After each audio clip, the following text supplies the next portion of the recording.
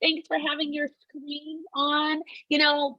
Probably as we were setting our norms, we should set that as a norm, right? That our screens are on, that we're unmuting to engage and talk, because otherwise this can be really boring, right? And so as I've worked so hard to make it interactive and fun and put videos in and stuff, at the end of the day, professional development is long. Um, so I wanted to kind of share with you my professional journey, and especially in bullying prevention, and how I was led to this. And Kim has watched this journey and been alongside me from the get-go as well on this. Um, and and so I, like I shared with you, grew up in Georgia Cumberland, went to GCA. As I was coming out of undergrad, my bachelor's is in elementary ed. And so I just feel connected to you as teachers and educators. I felt really impressed that school counseling was God's direction on my life. And so I went actually directly to Andrews to be a residence hall dean. And I was 22 and I was younger than a lot of the students there. And it was very interesting to experience young adult bullying. And so really at the collegiate level, you see a couple of different kinds. You see like roommate bullying, which is kind of almost like a sibling rivalry, right? Where one has more of a power advantage than the other. You see domestic violence between like in dating couples and that kind of thing. And you can even see like adult bullying to a certain degree because they are adults. And so they can be very, they can get into power struggles with I was a dean, and so my role was to sort of give guidelines and boundaries in dorm life. And so you can even see that adult bullying piece as well. I went after that to a public school there in Dunwoody, Carissa, and worked at the high school level, and then later at the high school level at Collegedale Academy. And I saw lots of like the girl bullying, the girl drama. There was some adult bullying happening as well between administration, between staff members. But of course, you guys aren't familiar with that whatsoever. You've never seen that. And then I transitioned to Collegedale Academy Elementary. And that was really where, and Kelly, you can remember this, my friend. We were just, I swear to you that it was girl drama all day long. All day. All day long. Third grade, your class was pretty good if I remember, but third graders were rough. And so 2 years after I left, Kelly, you probably got those third graders or 1 year, right? Because you were fourth grade. And oh my word, like I have this memory, and this is sort of an embarrassment, but I had 3 girls, and they would go out for recess, and one was the popular girl, and the other 2 were the ones that wanted to connect with her. And they both wanted to be her best friend. And of course, a girl can't have 2 best friends. Like, that's unheard of. And so I remember seriously making a recess schedule and who could alternate between playing with the other third grade girl. It was ridiculous.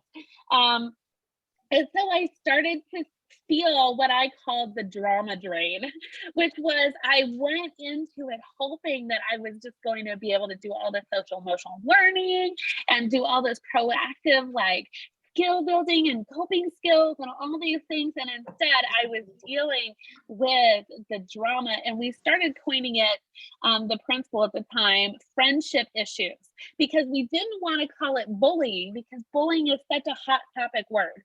And so these friendship issues were sucking my time. They were sucking my energy. I had no planning time. All my planning time was like down the drain. And then my creativity was shot. So it was sucking all of those beautiful educator skill sets, because I was doing intervention with stuff that I just had no prevention for. Uh, and so at the NAC Educator Convention, not the Chicago one, but the Nashville Opryland one, I learned about, and Kim actually introduced me to it, the La Sierra Center for Conflict Resolution initiative that embraces the call for peace. And here it is. It's so beautiful.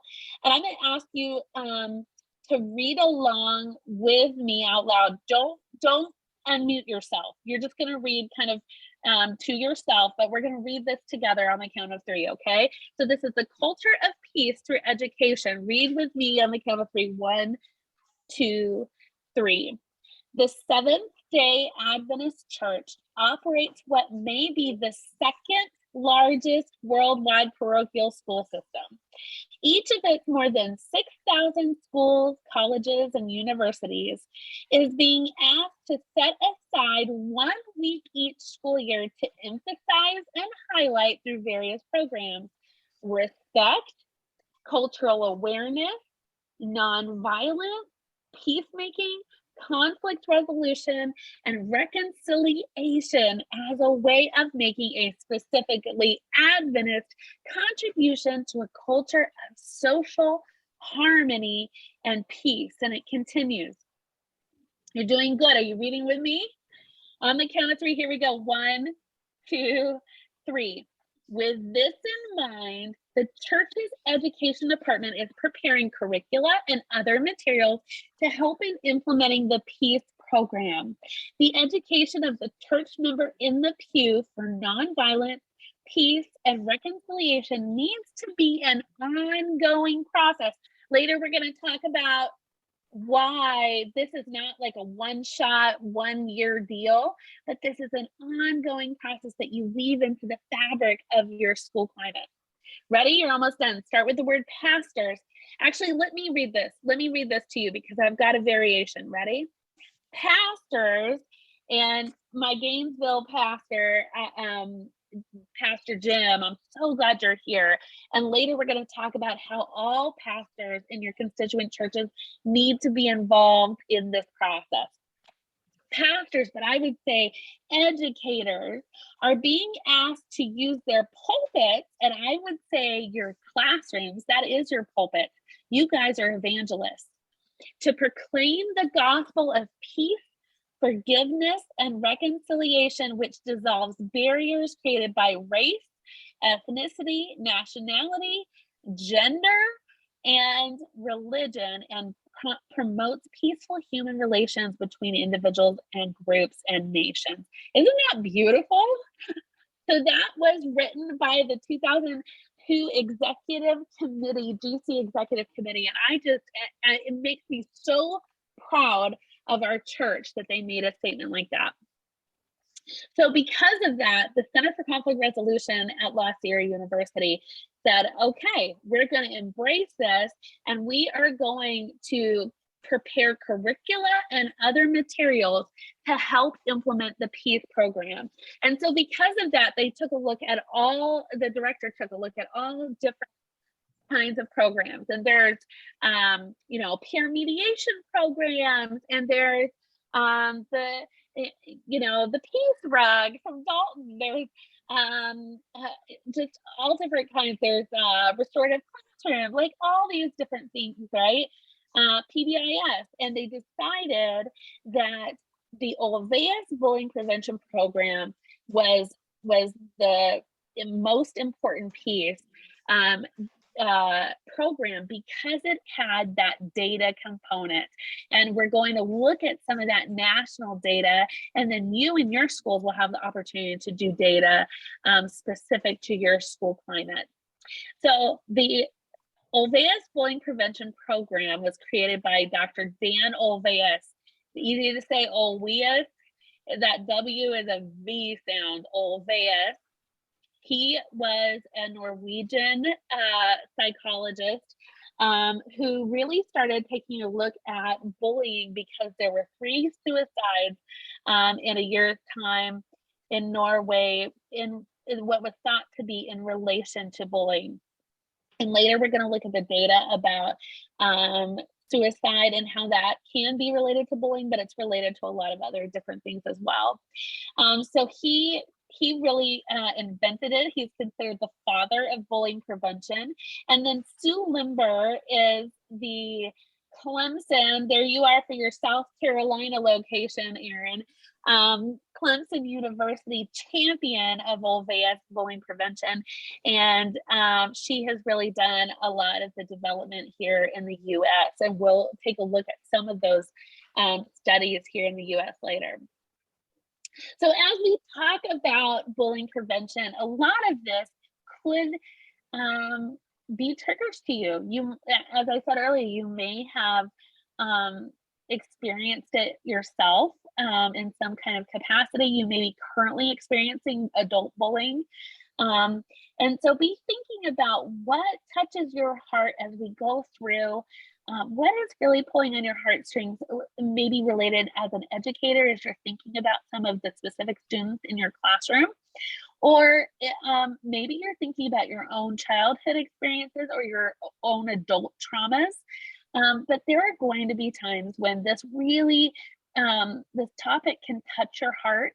And so I just want to encourage you to be vulnerable in this process, but then also protect your heart if something gets too sensitive. You know, this needs to be a safe space. I tell students when they come into my office, I have heard everything and I have seen everything as a school counselor. And so what happens here stays here. And this is a confidential space for us to be really transparent.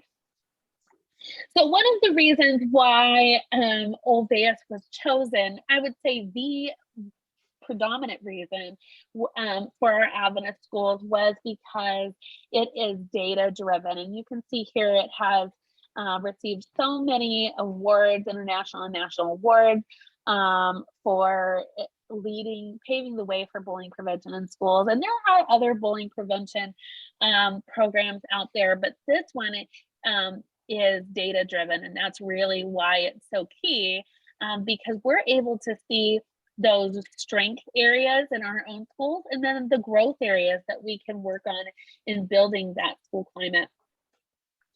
So as we go through, there are really 5 components, 5 puzzle pieces that we are going to address in the program. And so I think a lot of times we tend to want to just hone in on the individual, the one who's doing the bullying, and say, okay, let's target that person, let's fix it.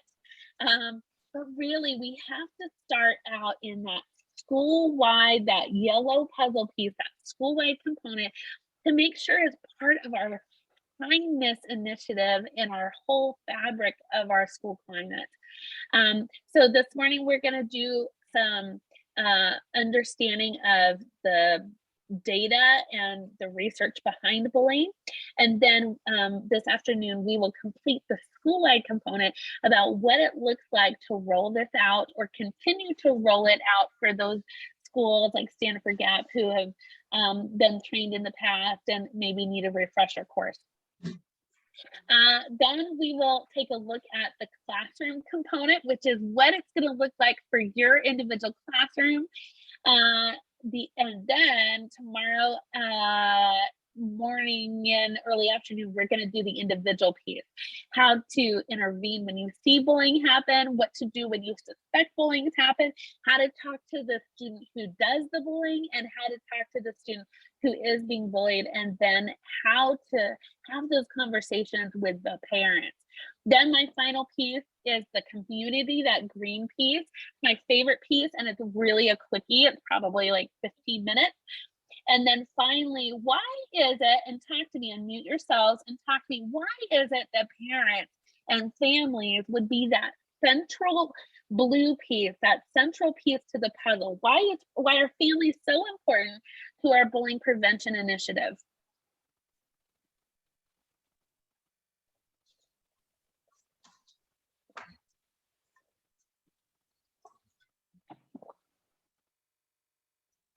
Go ahead. you think the family climate affects everything? It starts in the home. Boom. Thank you so much for saying that. You know, when we look at the story of Joseph, we can see that this absolutely started with that family dysfunction, that family dynamic. And so the kids who are treated a certain way or behave a certain way at home, do they leave that behavior when they come into the school doors and every morning at 8? That's where the students get their values, is at home. Oh, thanks for saying that. Absolutely, Denise, right? So their values, or maybe lack of values, right, are going to translate and walk straight into those school doors and those classroom doors every morning. So families have to be that central component, right? Because their value system, like you said, Denise, starts at home. So there's really 3 phases of this training. The first is the foundation. So that's going to be this morning. That's where we're going to talk about the data and the research behind bullying. And then we roll into those program components that I just showed you. Again, we're going to do the school-wide today, and then we're going to start on the classroom piece.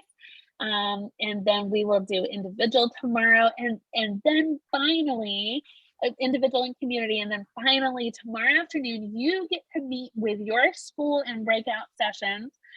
Or if you're there collaboratively, like Stanford Gap and Cobalt, then you will develop your own personalized bullying prevention program plan, whatever that looks like. That looks like Dare to be a Daniel. If that looks like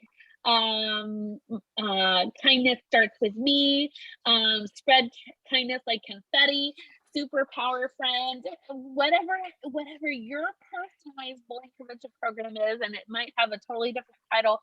That's when you guys get to have the conversations about what your plan is.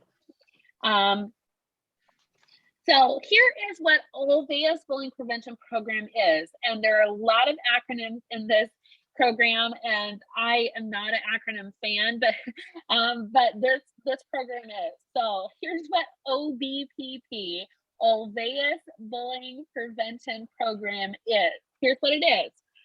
It's a system change framework. That means it's looking to change or enhance the beautiful school climate that you already have. So it's going to build it and strengthen it of what you're already building in a really beautiful way. Here's what I love. Remember my story about how at College Dell Academy Elementary, how I was constantly reactive and intervening in friendship issues? This is not just interventive, it's preventive. So it can do the prevention, but then it also has that responsive piece of when I see bullying happen, when I suspect it happening. And my favorite piece is that it's research-based, right? It's not just touchy-feely, although you're going to really bring in those social, emotional learning elements to it, the touchy-feely pieces, but it's research-based, it's data-driven. You're able to see how your school is growing and strengthening year after year. And you can also see those areas that you already are strong and are bragging points to your constituent churches, to your school boards, and to your stakeholders. And then finally, it's focused on changing school norms, right? So the public school that I work at, every morning, the vice principal gets on to the intercom and he says, we are a school where we respect each other, we treat each other with kindness, and we learn from our mistakes. And I love that mentality, right? We embrace each other, we are inclusive, and yet we recognize that there are growth areas that we can work on too. So it's focused on changing or enhancing, in many of your cases, your school norms. Here's what it's not. OLWEUS Bullying Prevention Program, OBPP, is not a curriculum. You guys have enough of those? You're constantly rolling out new textbooks and having to learn new curriculum. This isn't that. And this also isn't a short-term effort, right? Like, I'm trying to think of quickie initiatives that you throw in, right? This isn't sort of that impulsive, like, okay, we're doing this year, right? It's long term, again, weaving it into the fabric of your school climate. This is a conflict resolution. We know that conflict is something where the power is equal, right? Both sides have equal power. This we will learn later. The definition of bullying is a power of imbalance, or imbalance of power and strength. So conflict resolution doesn't work because the power imbalance is a factor. This isn't peer mediation. You're not going to get two kids together and say, okay, let's work it out. Let's pray together. You're not going to do that, because there again, you're perpetuating that power of imbalance and strength. I'm not saying prayer isn't a beautiful factor in this. It is, but we're going to talk about how to properly use prayer so that it doesn't perpetuate that imbalance of power. And then again, this is not a suicide prevention program. We do know that bullying is a factor in suicidal ideation and suicidal acts, but it is not the only factor. Suicidal ideation is something that is brought on by mental health issues and so many other factors, depression and anxiety, that aren't necessarily related to bullying. So you hopefully in your school, you might still have paper copies, some of you, but absolutely every single Georgia Cumberland school has access to the online core OBPP, OLWEUS Bullying Prevention Program materials. And so here's what they look like, and I'm going to actually show you my physical copies because you might recognize them on your shelves. Alan, when you get to your new place, you might even see some of these and be like, oh, that's what she was talking about. So I'm going to show you my physical copies. Mindy? Yeah. There is a flyer that they have with the access, and it also has that website that has the videos on it that you shared with me. So that's all together. And I think probably Coble and Bowman Hills are maybe the only two that would have resources in their building. The others are all being newly trained.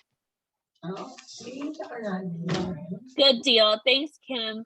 You know, it may be that we want. My bad. Sanford Gap too. Sorry, girl. Yeah, Sanford Gap. Yeah. So it may be that you want to do a little tutorial, maybe of how to access that through the GCC, maybe after lunch, or even tomorrow. Of just, you know, kind of sharing your screen and clicking and showing them how to, and they can even practice alongside. Maybe we do that right before worship tomorrow. Okay, so the Schoolwide Guide, and again, you guys have online access to all of these. Schoolwide Guide, and I call this the green book. Let's see if I can get it. The Schoolwide Guide is your overall guide. It really has all the research, all the data as to why the OLWEUS bullying prevention is a system change process. It has kind of overall steps on how to kick off the program, how to roll out the rules, the bullying prevention rules, all of that. That is in your green Schoolwide Guide handout. And it also comes with all of the DVD and CD-ROM documents. Okay, so these are printable documents. And again, you've got access to these all online as well. I just hang on to the old school stuff just in case. The teacher guide, I call it the red book. Teacher guide has all the practical stuff for how to use it in your classroom, the different role plays that you can do, the bullying circle exercise that we're going to do at the end of today, all of those things right here. And then that also comes with a DVD and a CD-ROM as well. And again, Tim will show us tomorrow how to access those through your GCC website. The OLWEUS bullying questionnaire is the data component. Many of you, let's see, Cobalt, Stanford Gap, Bowman Hills, I believe, all of you have done this this questionnaire in your school. Those of you who haven't, the next year will probably be your first year to administer that. We'll talk about a prime time to administer that. So those are your materials. There are a lot of supplemental materials as well that we will talk about in our classroom component tomorrow. So I want you to be thinking about, and this is a time to unmute yourself, and let's talk about the definition of bullying. What do we think bullying is? If we were to define it, how would we define it? Unmute yourself and talk to me.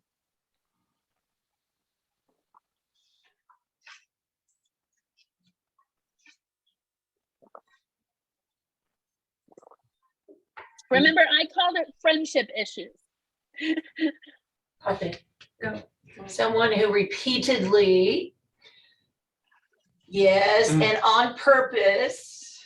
Imbalance of power. There you go. Did we do okay? You guys have been doing this for years and years. There's a high five, Tobo. All right, did you guys hear? It is repeatedly, so we're seeing it over time, on purpose, which means it's intentional, and it involves an imbalance of power or strength. You guys killed it. Nicely done. Anybody else want to add a definition to bullying?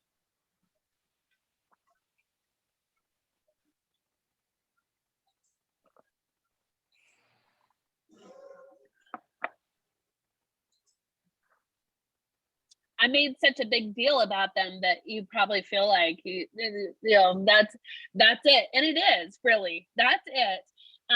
So, but let's talk about the characteristics. What are some of the characteristics of bullying? Seems like to me a lot of bullies. Oh, I was just kidding. I was just kidding.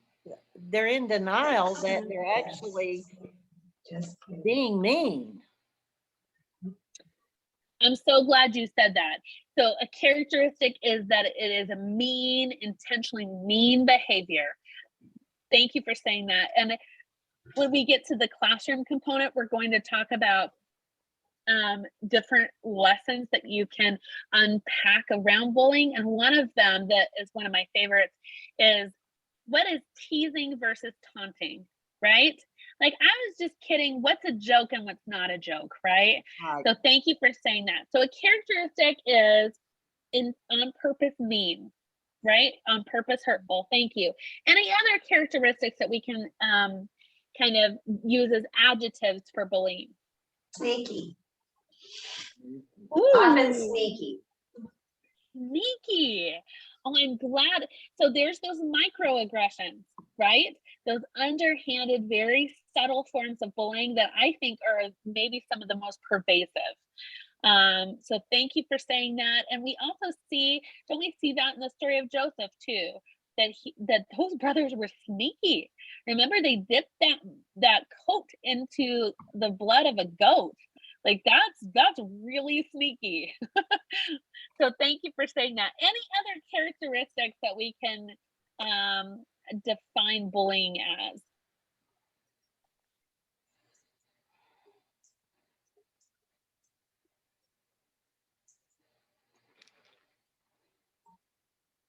So let's go on to examples. Examples are easy. I gave you a bunch in the story of Joseph, right? What are some examples of the forms of bullying?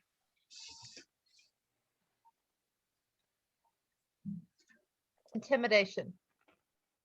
Ooh, that's a great one. Intimidation. I love that.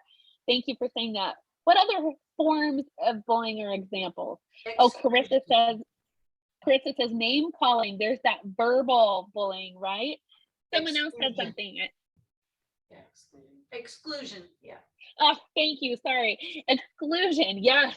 Oh, so much exclusion. Boom. Thanks for saying that. What else? Not accepting a no. Disrespecting boundaries.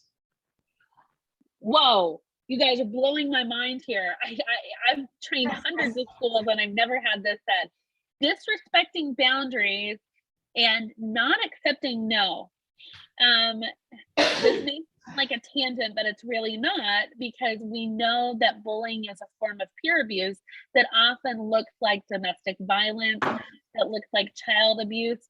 And I just recently met with about 20 Adventist counselors, and we all agreed that right now students don't understand consent.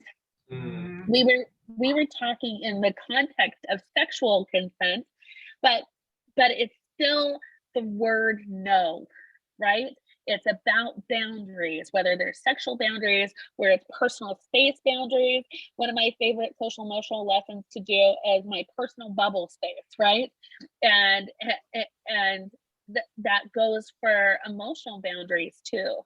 I showed this great video to middle schoolers that talks about emotional self-care. And a lot of times we think about emotional self-care as bubble baths or painting nails or whatever. And in fact, in this middle schooler, the 7th grader defines personal wellness as boundary setting. This is personal self-care, that I'm able to confidently set boundaries and say the word no. And so I think that's really powerful, that kids don't know the word no. They don't know consent, whether it's sexual or even just friendship, right? Friendship consent and what that looks like. Thank you so much for saying that. What are some non-examples of bullying?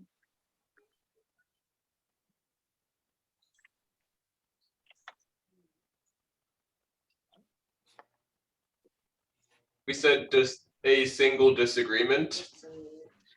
Nice, thank you. Okay, a single disagreement. There's always times when we don't get along, right? Adults don't get along, but it's when it's a pattern over time. Totally, you nailed that earlier. A pattern over time, repeated over time. That's when we're able to say, okay, this isn't just a one-time disagreement. People don't get along, but this is a pattern. Anything else that is a non-example of bullying? One time. Sorry, say it again. A one-time event of, expressing anger, yelling, or even punching, a one-time, I'm sorry. Yes, absolutely. Yep. Okay, so a fight, right? Fighting can be a one-time thing. And so we're actually going to take a look at what it is and what it isn't. So right here, I think you guys are able to, using your own experiences, and think of your classrooms, please add your feedback on what bullying is and what it isn't. And you're able to, down there you can see the tools, you're able to use text and type, you're able to draw, and you're even able to go find pictures and like GIFs and put them in, okay? So I'm gonna set my timer for 2 minutes. You guys have an opportunity to spend 1 minute on examples of bullying and examples of not, another minute on examples of non-bullying. Ready? Go.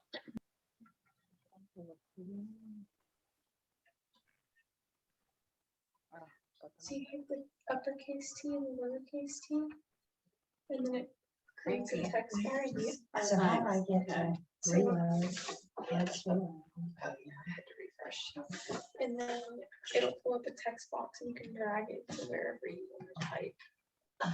Thank you, but I can't even get to the top of it. Where's the text box? The blue one with the little box? Is that? It should be that uppercase T. Oh, that. Yes. I think and then click that. Okay. Yeah. Well, click first, and then it should create a box that you can drag. So like click just the, yeah. There you go. I'll do a quick tutorial. Those of you in Stanford Gap are doing great coaching. You're gonna click the uppercase T and the lowercase t. You're gonna move the text box to where you want, and then you can put your examples in of dirty looks,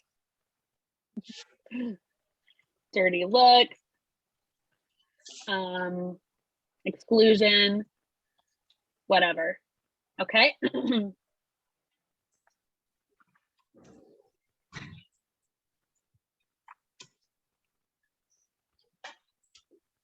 We have artists in our group. This is exciting. Oh, Hope said rough housing is a non-example. Yes. Thank you. That's yes. Boom. Nedra said a definition is calling names and exclusion good. Those are examples of bullying. Good.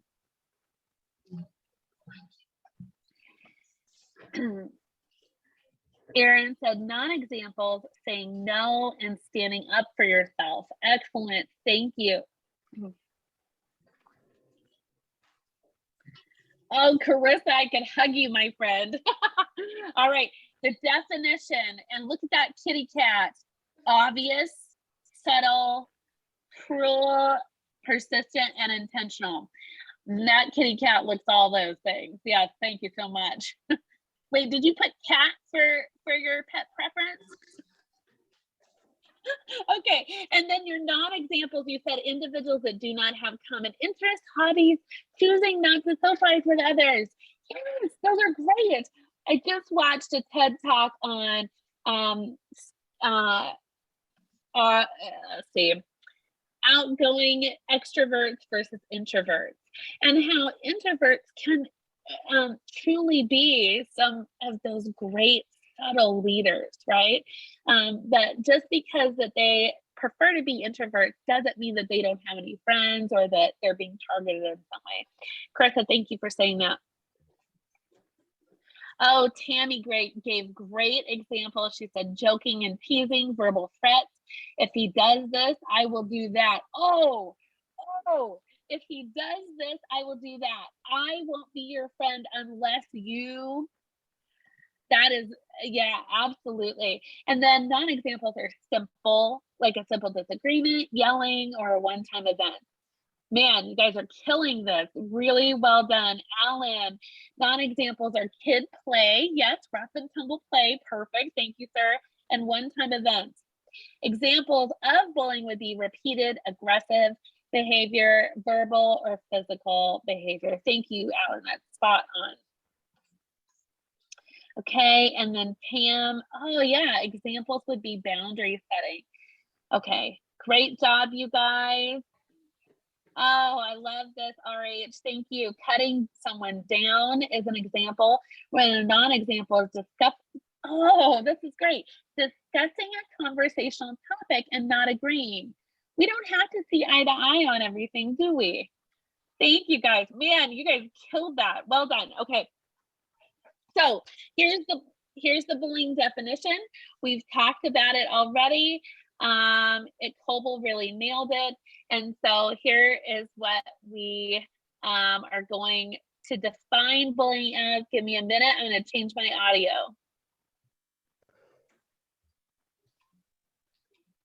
All right. So the OLWEUS definition of bullying is, let's read it aloud, okay? On the count of three, here we go. 1, 2, 3. Bullying is when someone repeatedly and on purpose says or does mean or hurtful things to another person who has a hard time defending himself or herself. You guys nailed it. We said that, didn't we? All of those things. And here are the 3 components. It involves aggressive behavior, intentional aggressive behavior. It typically involves a pattern of behavior repeated over time. Alan said that. And then finally, and we've talked about it, imbalance of power or strength, right? It's not a conflict. There's an imbalance, which makes it bullying. And here's what I found that was so helpful. Kelly, you might even remember this. But again, my principal was saying, man, we're having all these parent meetings about this stuff. We're calling it, friendship issues because we were scared to call it bullying. Why might we have been scared to call it bullying? Any ideas? Labeling good kids. Oh, thanks for saying that. Boom. Labeling good kids. Labeling it all, right? You know, we're I think fearful of any kind of labels in the sense that it might trigger parents and might make them angry, right? What else might we have been fearful of by using the word bullying?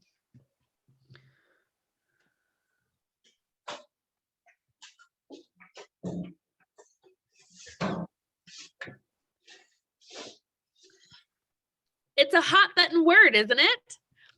If I say bullying, woof, my whole school board thinks I've got a major bullying issue, and it gets out and it affects enrollment and all of those things, right? So we were concerned, and so we were dubbing it friendship issues because we didn't really know what the definition of bullying was. But OLWEUS Bullying Prevention Program gifted us that definition, and it was really a beautiful gift because we could then define and say, here's what it is. Here's what it isn't. So parents, we're seeing these things. These are bullying behaviors. These are things that we don't allow in school. We were able to define it, and it wasn't loosey-goosey.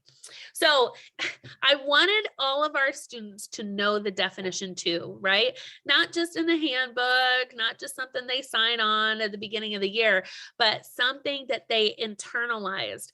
And so I felt like it was really important to go around and teach every single student the definition of bullying. And you know, I think a lot of times for kids, it's hard for them to differentiate what is bullying and what is unkind or disagreements, right? Because it's a hot topic word for kids too. And so to be able to say, okay, kids, here is the definition of bullying. You don't just throw it around. Here's what it is. This will help you detect what it is and when it isn't. And so I got my trench coat, and I borrowed a magnifying glass from the science teacher, and I went around and I taught each of the students, and this, I've used this all the way up through 8th grade. So this song is to the tune of This Old Man. Kim, you offered that I sing a song earlier, so I promised that I would, so here we go. Okay, so I'm going to sing it once, and then I want you guys to sing it along with me on round 2, okay? Here we go. This is the bullying song. This is how to teach the definition of bullying to your students in your classroom or your school. Ready? Here we go. Bullying, it's hurtful and mean. You'll know when you see it, when you spot these 3. It's done by 1 or more. It happens over time, and the person can't defend themselves against the crime. Okay, really simple. Thank you. I'm here all day and tomorrow. Okay, here we go. So you guys do it with me on the count of 3. Ready? 1, 2, 3. Bullying, it's hurtful and mean. You'll know when you see it, when you spot these 3. It's done by 1 or it happens over time, and the person can't defend themselves against the crime. Stand for Gap, I could hug you right now. You guys, yes, give yourself a round of applause. That was so good. I was trying to find an unmute all button, but there's not. It's just mute all. So anyhow, well, you guys killed it. I loved it. Okay, so you can feel this, rob this if you like it, because it's really an easy way to kind of make something that's maybe a little philosophical or cognitive into something that's fun. And again, like framing it as, I don't like you guys to be bullying detectives, right? And really, like, it's your job to be on the lookout for things that aren't bullying, right? Like we're not looking to target bullying. We're looking to make sure that we aren't doing the bullying. That last sentence too, can't defend themselves against the crime. Later, we're going to see that bullying absolutely can be a law of breaking crime. And so we're going to look at how it is somewhat the gateway behavior to other more extreme behaviors that could lead to criminal behavior. So we often think too about cyberbullying and that impact both at home and at school. And so we know cyberbullying to be an aggressive, intentional act. So all those same bullying qualities and characteristics by a group or individual using electronic forms of contact. And then again, it's got all those same things repeatedly and over time against a victim who cannot defend him or herself. So we've got all of those same components, but it is using that electronic form of contact. And again, we think of bullying as being a synonym for peer abuse. It has all those same qualities as domestic abuse, child abuse, where there's an imbalance of power or strength and the person can't defend themselves. So we're going to take a look at two forms of bullying, and we looked at bullying in the story of Joseph, right? And there were some indirect forms of bullying, like those angry and revengeful glances. And then there were those direct forms of bullying, like stripping his coat, which you guys were so inspiring and said that could have even been a sexual form of abuse and bullying. So the direct forms, hitting, taunting, name calling, right? The physical, the verbal, and that outward teasing, right? The indirect forms, rumors, exclusion, and cyberbullying. Those are those subtle forms. We could think of them as microaggressions, types of bullying. So I want you to take a look at, again, here is a tool that I like to gift you. This is straight off of YouTube. This is Pixar for the Birds. And you can just Google it. And I want you can use this in your classroom. This is great all the way. You can use this in high school even. But pre-K can use it as well. So I want you to be looking for the different forms of direct bullying and indirect bullying, okay? So be on the lookout to define bullying in those two different types. Here we go. Ready?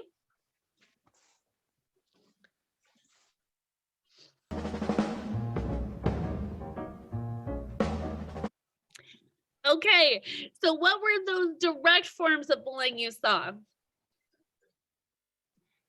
Physical. Yes, physical. Thank you.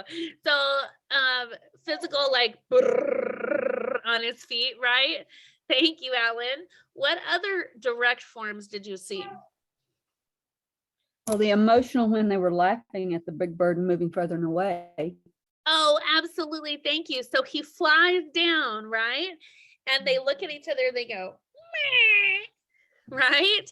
So they're taunting, they're name calling. But then you also, Denise, identified an indirect form, right? Because they move away, they exclude him.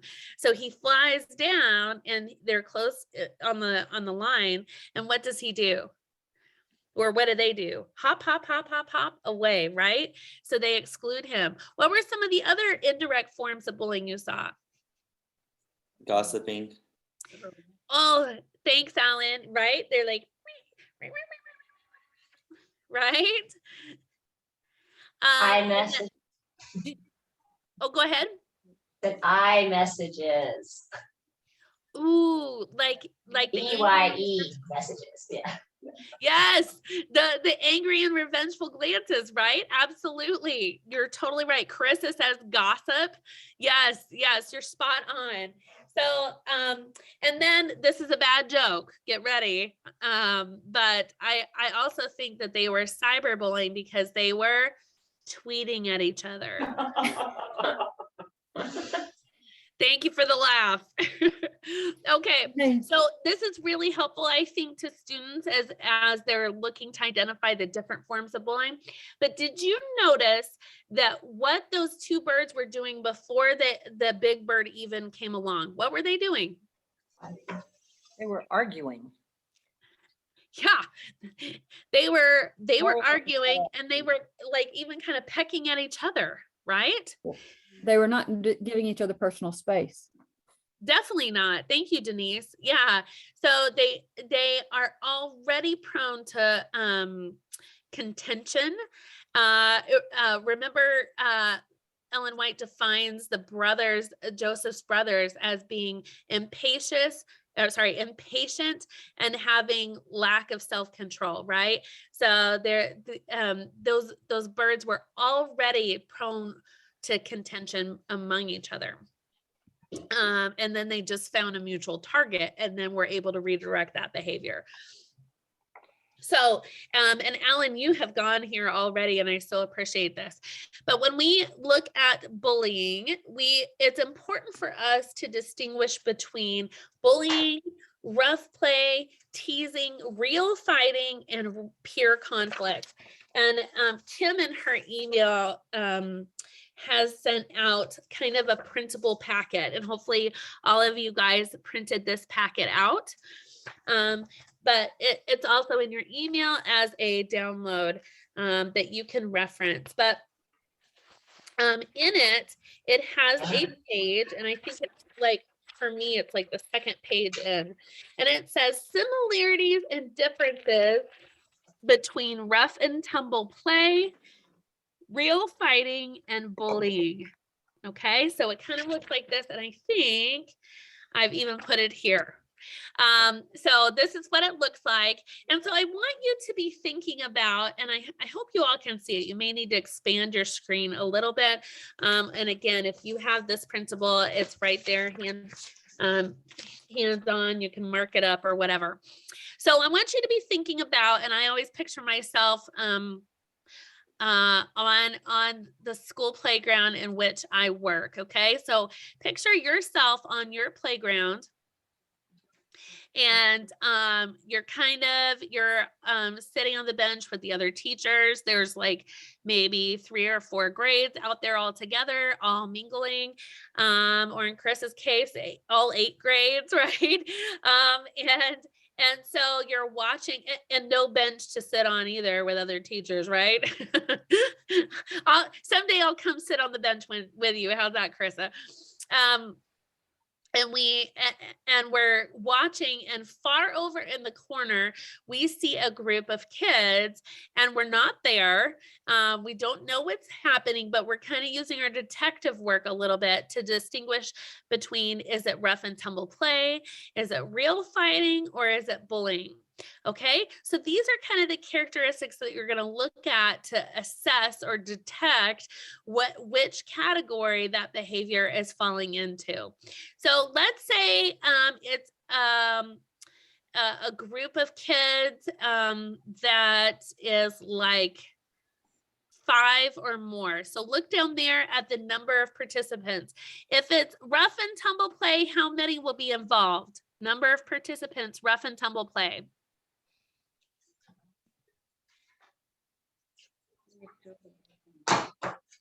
I can't read that at the bottom.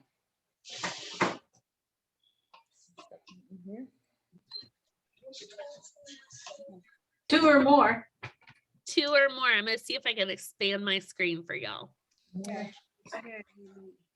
2 or more if it's rough and tumble play. So if there's 5, it could be just rough and tumble play.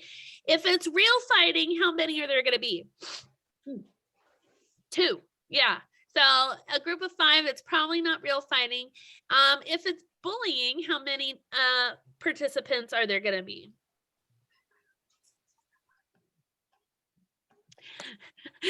Oh, Chris is saying like 1 and then 2. So it could be like a group, except 2 are against 1. Is that kind of what you're saying? I get that.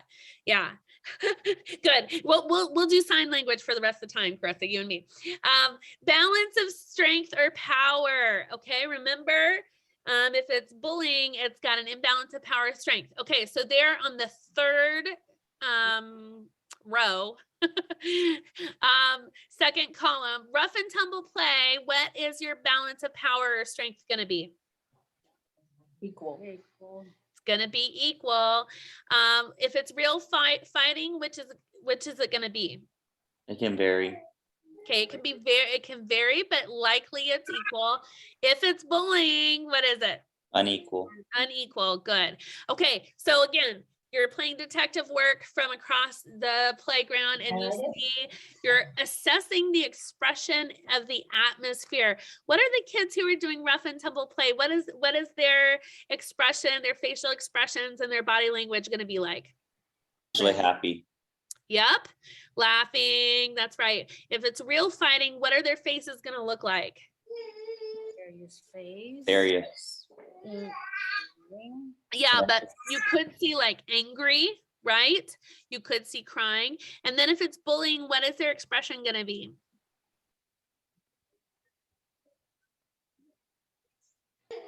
Possible crying. People sad. Yep, absolutely. All right. So those are kind of your clues. I like this. This is kind of a helpful document to hang on to. I think it's even helpful for parents because often they are throwing that bullying word around and you're able to say, so here's what I saw today, right? These were my observations. And then you can kind of highlight, like I was seeing that, you know, normally they are friends and they normally hang out together. And this was really a one-time occurrence. When I saw it, they were both angry and frustrated. I see your child as being able to defend themselves. All those languages to help define a bullying incident or to state facts and observations that lead it to not being a bullying incident. So, you know, we talked about how it could be secret or, you know, sneaky. Mm-hmm. Where does that fall in? You know, oh, well, they do it all the time. You just don't see it, or, you know, that kind of thing. Yeah. How do you So I almost think like the underlying intention there on the 1, 2, 3, 4, the fifth row of you know, what is their motive, right? Is their motive to be negative and aggressive? Or, you know, discomfort comes from things that are subtle. So if a parent is saying my kid is not comfortable, my kid is upset when they come home, right? Those are signs of maybe the one who's doing the bullying, their intention, right? It's uncomfortable to be on that microaggression, receiving receiving that microaggression. Does that help, Kim? Yeah, I think so. That I was just trying to think, you know, how that goes. One of the things that we found with the OLWEUS bullying prevention program, when we did their formal data survey, teachers believe that they see everything about 90% of the time. They kind of feel like that, you know, there's some that goes unseen. But when we've used that survey, the majority of bullying actually goes on with the teacher in the classroom, and less than 10% is actually seen by the teacher. So that's where that well, he does that all the time, you just don't see it. That's where that comment comes in. I was just trying to pull those numbers up in my brain. It's kind of slow this morning. So Kim, how do you address a parent that comes to you? I can't say that I've had that experience, but so a parent comes to you and you're like, I didn't know that was going on. You know, how do you comfort that parent? Or, I mean, I know the child has to come to us if they, you know, if it's a consistent thing. I don't know. Yeah, Mindy, you may want to hop in here, but 2 things: you want to verify that it really is bullying. Maybe take time to educate that parent as to what's going on. Thank them for letting you know, and put on your detective clothes. You know, that's it heightens your radar, and you can then begin to sort it out. And you know, if we can build a good relationship with our children, I think that's where maybe that we can take that extra step, that they are comfortable to come to us, you know, and say, hey, so-and-so's, and to me, Mindy, you can help me with this, and I'm not going to take away from the rest of the training, but there's a difference between tattling and telling. I mean, our little guys start with that from the very beginning. You know, tattling is to get somebody in trouble. Telling is to keep somebody safe. you know, and it might even be themselves that they're keeping safe. So I think it's developing that culture. And this is a culture that has been around since the Garden of Eden when they got kicked out and the brothers, you know what I'm saying? It's just, it's been going on since the beginning. So how do you empower the kids with tools so that you can handle it at school? So, you know, I don't have the answers, but I think the program will help you develop those tools for the kids and tools to be able to deal with parents, because as Mindy has said a couple times, bullying is a buzzword and it moves up on our scale of, okay, this just isn't, you know, he didn't pass, you know, he missed something on his spelling test. This is a word that gets everybody's reaction, you know, and sometimes I think it's like when little kids learn to say a bad word, they say it and everybody reacts, but they don't know what they said, but they like the attention.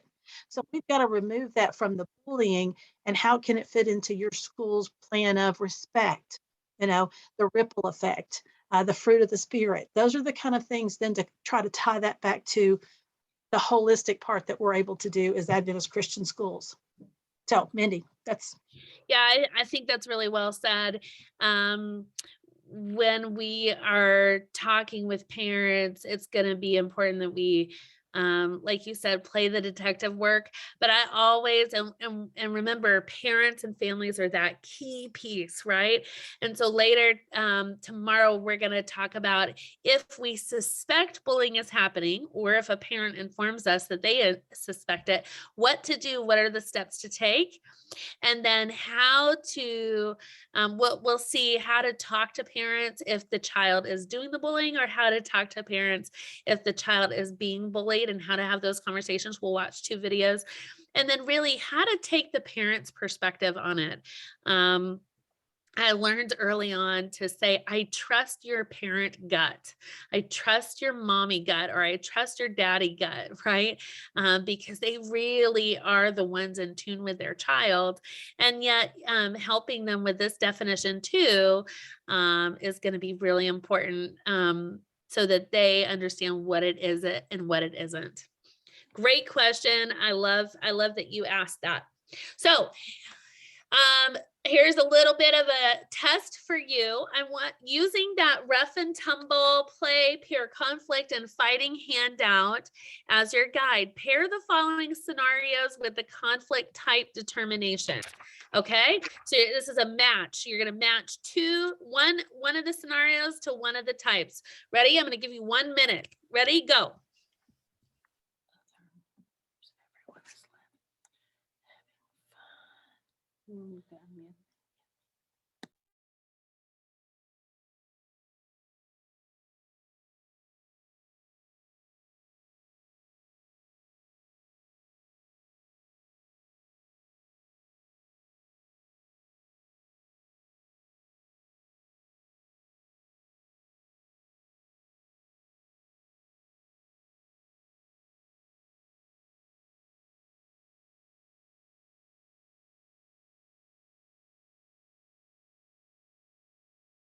All right, one of you is done.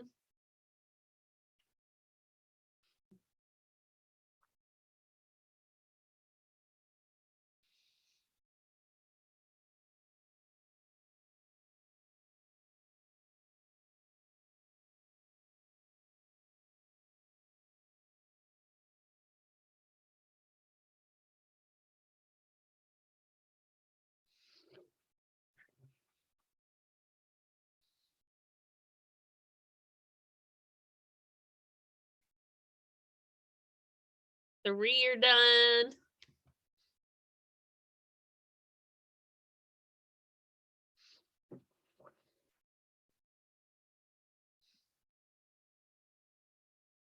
We're working on trying We to figure- can't do it. Our computer is not allowing it.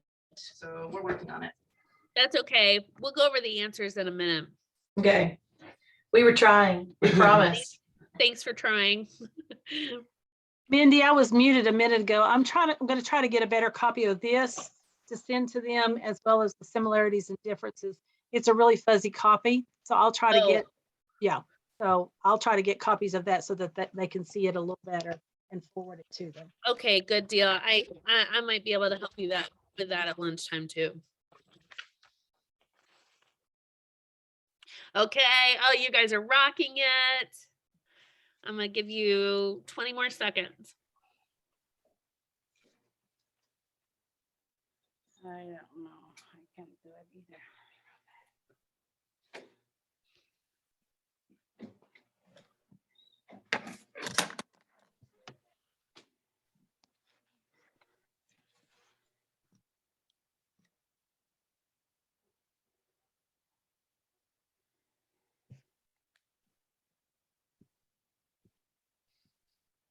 Okay, let's see how you did. Okay, so a group of friends are calling each other names. Everyone is laughing and having fun. So remember, they're calling names. That could be taunting or teasing. But what's your clue? Everyone is laughing and having fun, right? So the fact that everyone, and you're going to see everyone smiling, everyone laughing. Now, for me, I talk about how sometimes people can laugh at jokes and they don't find them funny, right? And so that taunting versus teasing is really important. That's one of the social emotional learning lessons, right? That I like doing that first, second, third grade. Okay, so a group of students will not let Max sit at their lunch table and exclude him from activities on the playground. What are your clues there, detectives? What are your clues? Exclude. Exclude, yes. And Carissa it's more than saying one it's against. one versus a group, right? Mhm. One versus a group. What else, Kim? Oh.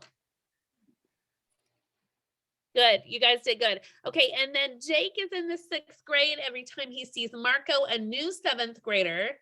Okay, so he's younger. Marco's older. Marco might be bigger, but Jake pushes him into him and tries to knock his books out of his hands. What is your clues, bullying detectives? Is one against one. Okay. 1 against 1, thank you. So that using your chart, that could either be real fighting there in the number of participants or bullying, because they usually involve 2. What else is your clue? Every time. He tries. Ooh, he tries. It's intentional. Okay. And the word every time, that is what? Repeated. Repeated pattern of time. Good. So there's your bullying definition. Great job, you guys.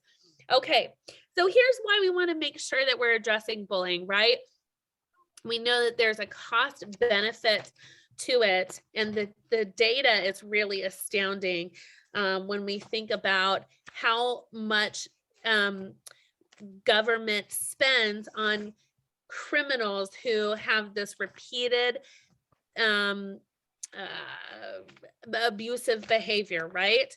So we see the government just spending millions and millions of dollars because it is a gateway behavior that often leads to criminal behavior down the road. We know that bullying affects a community. When we're defining our Adventist community, we're going to do this later too. Who do you consider, and I'm thinking of your campuses like Coble, I'm thinking of Santa Fe Gap. Talk to me, all of you, unmute yourselves and talk to me. What do you consider to be your community? Yes, Collegedale, Santa Fe Gap, but in a specific sense. Who are your community members? Maybe teachers, board members, your family. Good. Teachers, board members, your stakeholders. Good. What else?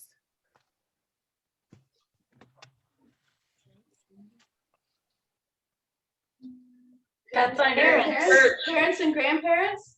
Boom, those are so good. Parents and grandparents, absolutely.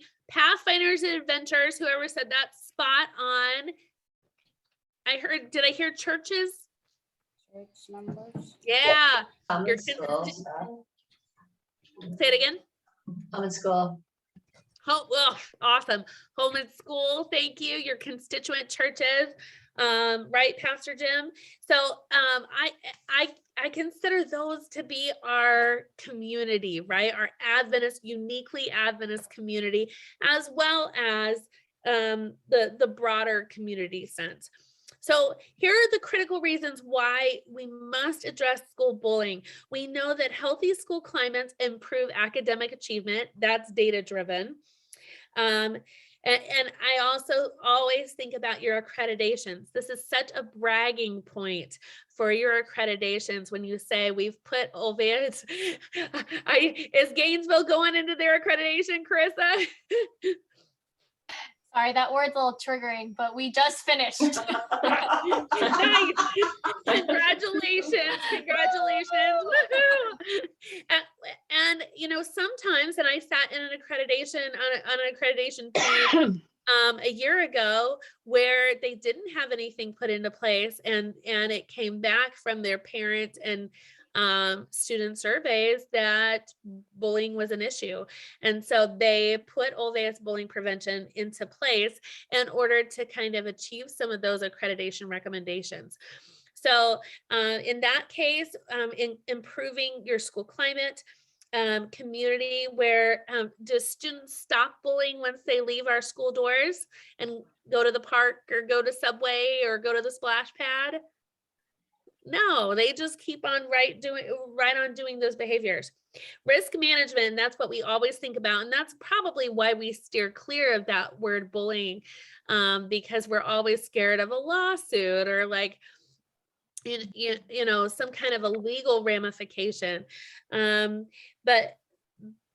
But we know it to be a wise investment. Research-based bullying prevention programs could save the country between 1.7 million and 2.3 million for each student that is kept in school, and by keeping at-risk youth out of the justice system. And then finally, it's the law. We know that states are mandating bullying prevention in our schools. So those are all the reasons to address bullying. And this is a slide that I really like. In that we're thinking about bullying, in that it might violate criminal law. And I think it's so important for kids to know this slide. So physical bullying could be assault. Rumors and lies could be considered defamation of character. Gender bullying could be considered sexual harassment. Sexting could be considered with child pornography. I just spent a month with one of our Adventist schools dealing with this exact thing, right?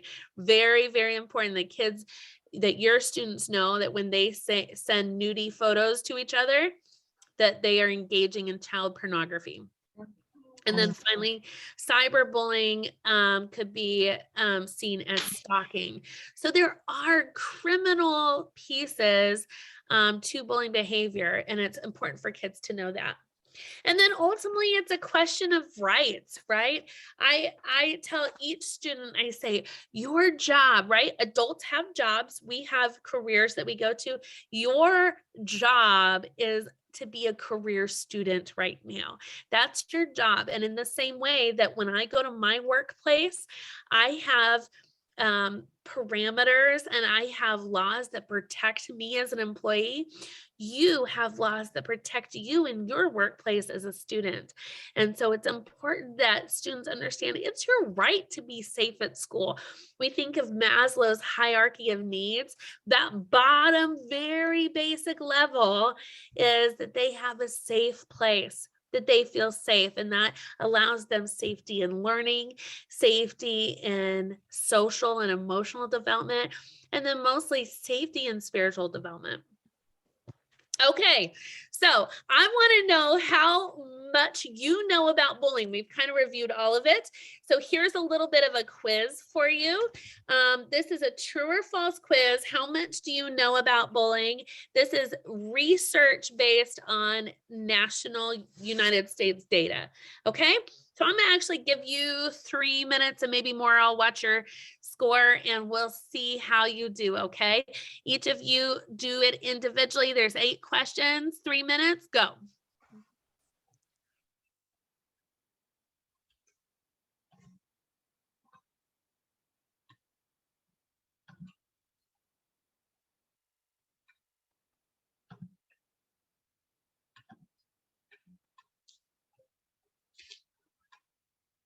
highest level, we see the highest level of bullying being grades 3 and 4.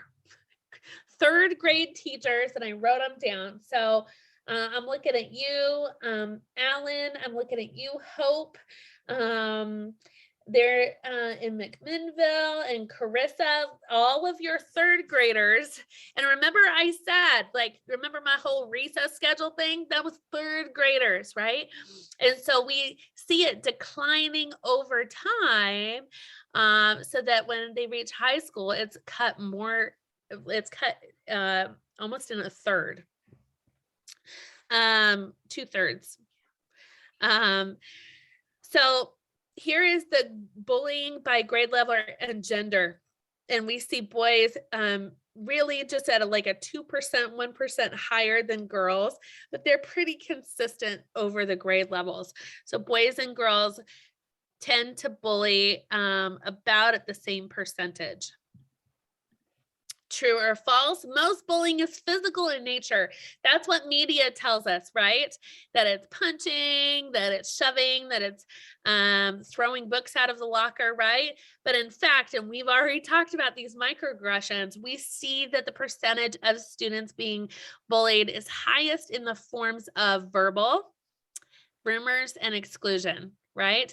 And look at that exclusion level for girls. I think that that's a really powerful, that we see girls excluding in a really high percentage over boys.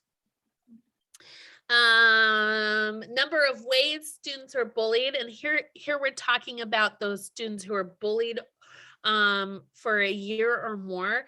They report being bullied in 4 ways. 4 different types of bullying. 16% that they had been only bullied in 1 way, which was 63% was verbal. Then you have exclusion, rumors, and cyberbullying. True or false? Girls are more likely to bully than boys. Girls are more likely than boys to bully others. And here's what the data shows us. Girls and boys are about the same. They're almost identical. Girls and boys that were not involved in bullying were at 83%. Girls that reported being bullied by others were 13%, where boys were 11%. And then the students that reported bullying others were both 2%.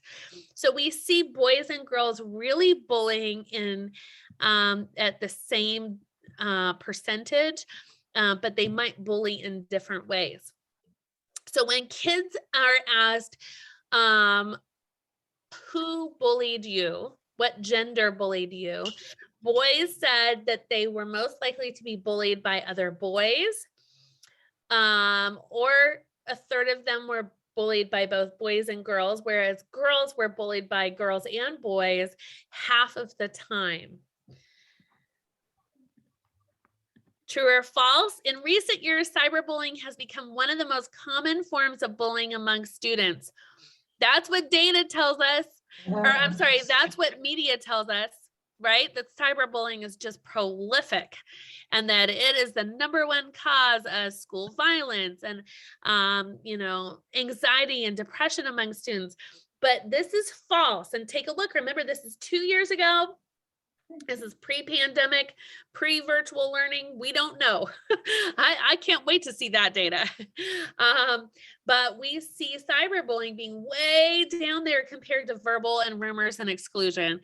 Cyberbullying is 6% for girls and 4% of boys. So it may be that when you guys run your OLWEUS bullying prevention questionnaire, your OBQ, OLWEUS bullying questionnaire, that you find that it's higher, and that would make all the sense in the world, right? Because we've had virtual learning, we've had hybrid learning. My girls, my 2nd and 4th grade girls had Chromebooks this year. I never thought I'd buy my girls computers, and yet they legitimately needed them, right? Okay. True or false, the vast majority of students who are bullied tell a teacher or other member of the school staff. And I think Denise, you were saying, yeah, we want to train our kids to report to us, but here's the thing. Students tend to not report. Many children do not report bullying to school staff. Older students and boys are less likely than younger students and girls to report victimization. So there again, we're seeing younger kids, and this is a social emotional learning lesson, classroom guidance lesson, where you're saying tattling versus reporting. What is a kid-sized problem and what is a big size problem that you need to involve a student or involve an adult.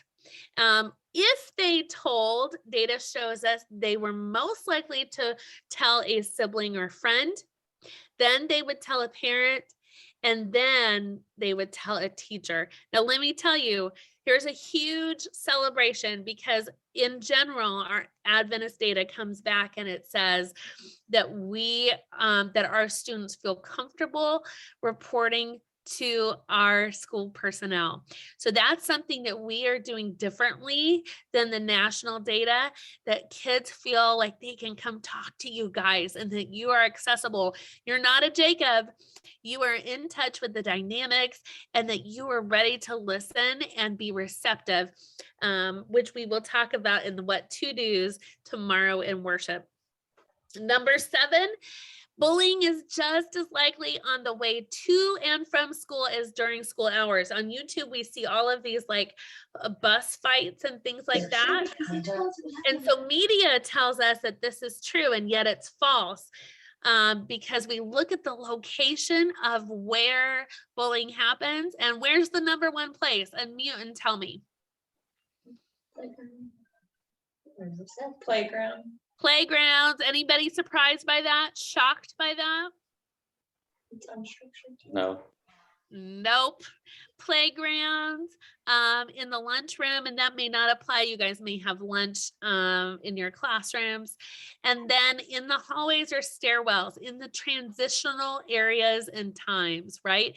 Getting to and from gym class, getting to and from music class, those kinds of things. Coble, where you guys are like transitioning in the hallways, where more supervision is required in the locker room, in the bathrooms or whatever. Okay, so let's see, we missed one. We need one more question. Number 8, last one.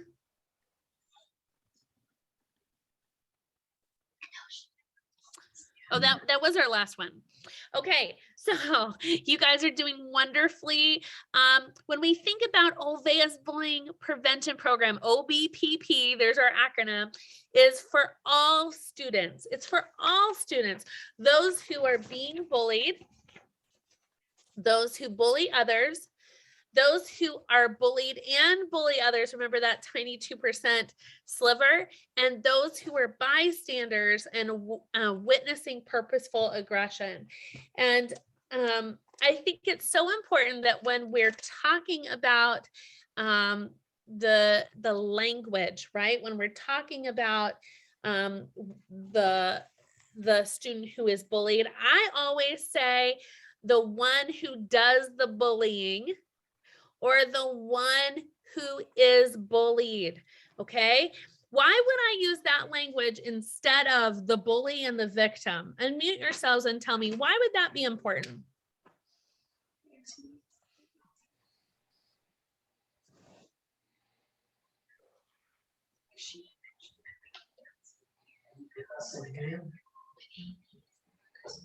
Don't label the person, label the behavior.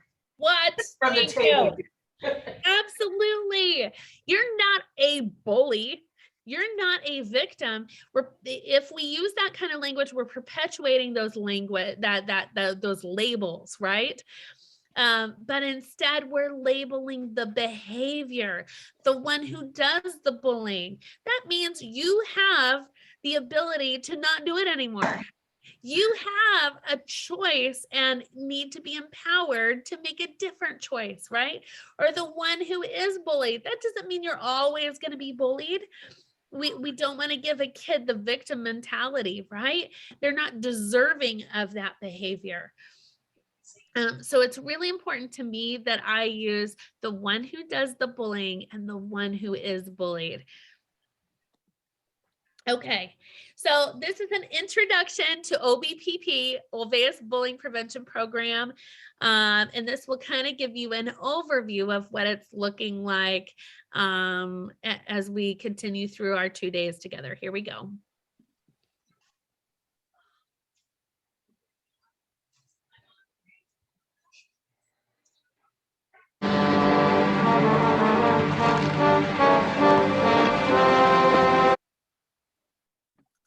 Just kidding.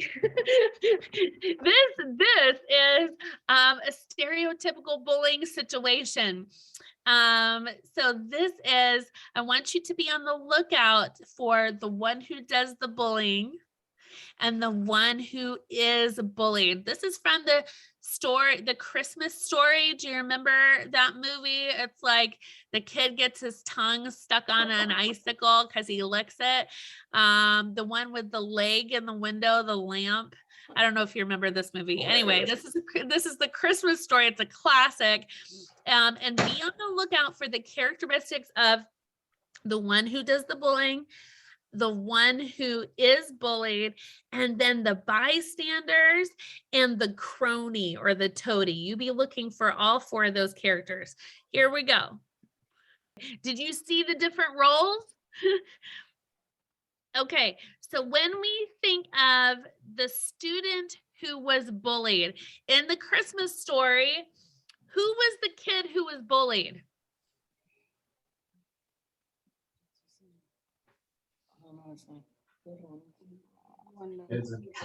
The toady and Which one? The 3 kids and the toady. Yeah. Oh, ooh, thank you for saying the toady. Okay, we're going to get to the toady here in a second. So the 3 kids, right? And what is sort of stereotypical about those kids? small and nerdy. Oh, boom. Thank you for saying that. So small and nerdy, that's stereotypical. We don't know for sure, but let's take a look at, right? He's the one that like sticks his tongue and gets his suck like this, right? And he just lay there. That was his only defense, right? So this is research driven characteristics of the student who is bullied. We actually know them to be withdrawn and have low self-esteem. And so that's actually a cause and effect. So they're naturally more introverted, but then as they get bullied, they become more withdrawn and have a lower self-esteem. We see them to be more anxious and insecure. We see them having a higher rate of absenteeism in school. So those are the ones who are truant.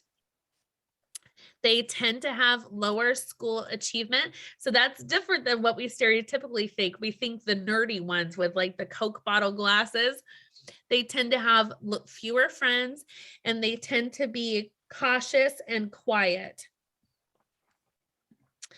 And we also see bullying having a physiological impact on these kids, right? The kids who are bullied tend to have more sleep disturbances, more headaches. They're going to feel, have more anxiety. They're going to rate higher on the depression scale.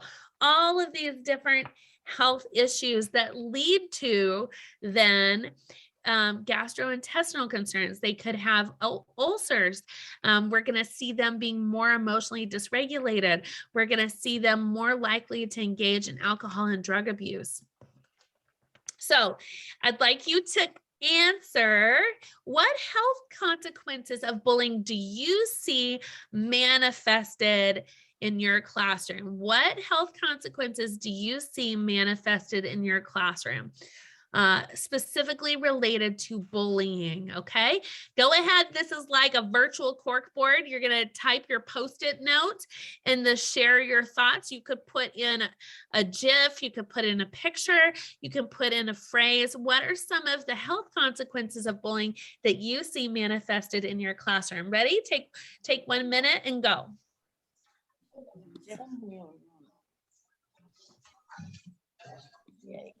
Yes, thank you for saying that. Aaron, tummy ache. That is what I see the most as well, right? My stomach hurts. Thank you. Carissa said stress and headaches. Yes. Tammy, depression. Tam said tummy aches or headaches. Yes, absolutely. I cannot find it. One that I have lately seen, and I will say this is post-COVID, is I'm seeing kids do a lot of picking. Okay, so they're like tearing at their cuticles. They're like, I often see their fingers being raw somehow. So that anxiety and depression is showing itself in their hands. I haven't seen that in the 19 years that I've been doing this until this school year. Oh, that's great. Hope said anxiety. Wow, thank you for that GIF. That's perfect. Nedra said nail biting and shy and withdrawn students. Boom, that's research based. Rebecca said, yes, headaches, ticking. Thank you, Rebecca. Anxiety. Carissa said, finding comfort in excessive amounts of junk food. Yeah. So again, like one of my questions always to parents is, how are your kids sleeping? Are they sleeping too much or not enough? And how are they eating? Are they eating too much or not enough? Great responses. Thank you for all that feedback. So we see this almost as a domino effect of peer exclusion and victimization as it relates to academic achievement. So there were a couple studies done. One was a longitudinal study done with 380 K through 5 grades. And researchers found that when they asked questions like, how much do you like to hang out with so-and-so? It was associated with students excluding other students from activities, picking on those students, or saying bad things about them. We know that peer exclusion leads to a decrease in classroom participation. So they're less likely to follow teacher directions. They're less likely to seek challenges. They're less likely to accept responsibility for a task. And they have a decrease in achievement scores on your MAP testing, your wide range achievement testing. And then we also know that peer abuse leads to school avoidance, right? So you're going to see that truancy piece. My first experience as a parent, and remember, our parent piece is that central puzzle piece, the family piece, because value systems start at home, was with my daughter, Brinley, who is now starting 5th grade. She is super healthy, and God has gifted her a really great brain. But when she was born, she had lack of oxygen when she was initially born. And so it took 3 years, but we finally learned that she was diagnosed with cerebral palsy. And so here's this little girl who had started physical therapy when she was 14 months old. She couldn't sit up on her own. She didn't walk until she was about 2.5. She had orthotics on her little feet before she could crawl. And so I was very aware and very sensitive to the fact that, and data shows this, that kids who are bullied tend to be the kids who are different in some kind of way. And so I knew that with a disability, with a physical disability, and same goes with gender identity differences or religious differences, or ethnic differences, all of those different pieces lead to higher levels of bullying. And so when I enrolled her, I chose to enroll her in preschool very young, 2.5. And she had already been working with special education and early intervention through the public school, through private providers, and had spent her whole life in doctor's offices and getting poked with needles and all kinds of things. And so I just wanted her to have a normal childhood. And so I put her in a Lutheran preschool that was amazing, but it happened to be in this very affluent community where there was all these ritzy moms. And so these ritzy moms decided, think Dunwoody, Carissa. So all these ritzy moms decided that they were going to do like an after school picnic on the school playground, and everyone would bring their lunches. And so we're doing this, and this was like early on in the preschool year, and we're just getting familiar with each other, and oh, you're so-and-so's mom, and blah, blah, blah. And I look over in the swings, and there's my 2.5-year-old, and she is sitting on the swings, and this other little girl runs away and screams, "I hate you. I never want to be your friend." And, you know, even though I was an educator and a school counselor, I was really unprepared for that. And mostly because they were so young. I just went like, I felt like, okay, I would see this in an elementary level. And so me as a parent thought, well, surely the mom is going to intervene. And I didn't know anything about the mom, but I later learned that this mom was really, she was not affluent in any kind of way. She was living with her parents. She had had a dysfunctional relationship with the girl's dad and all of these different pieces.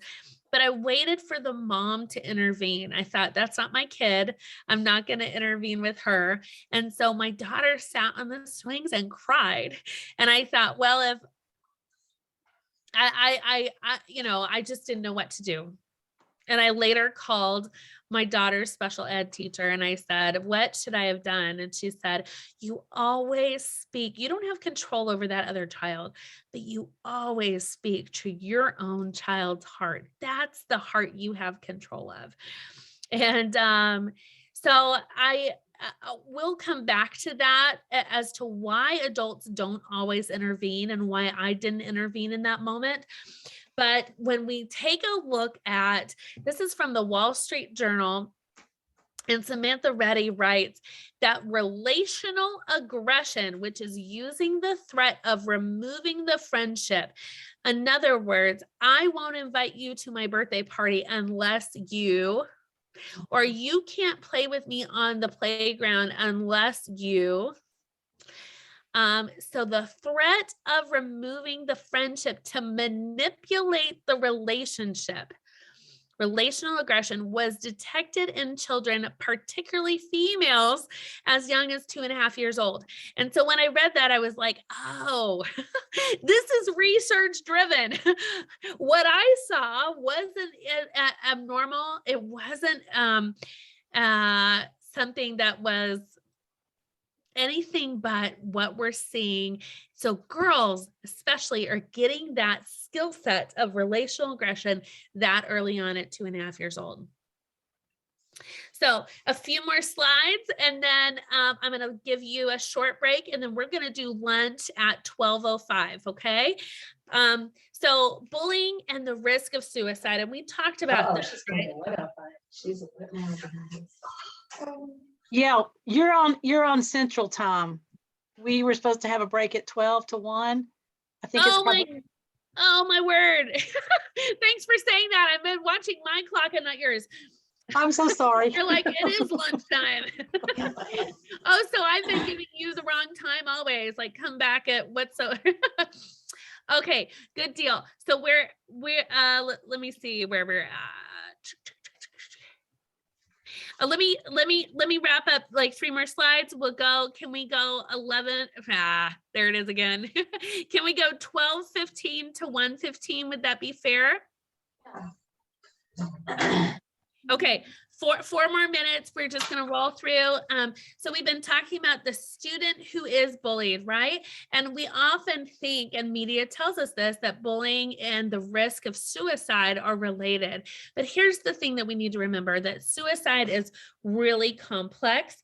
There was a study done with 2,300 high school students, and it was found that if they have more repeated exposure to bullying, then there's a higher risk of depression, suicidal thoughts, and suicide attempts compared to non-bullied students. So it is data-driven, and the more bullying experience, the higher the risk.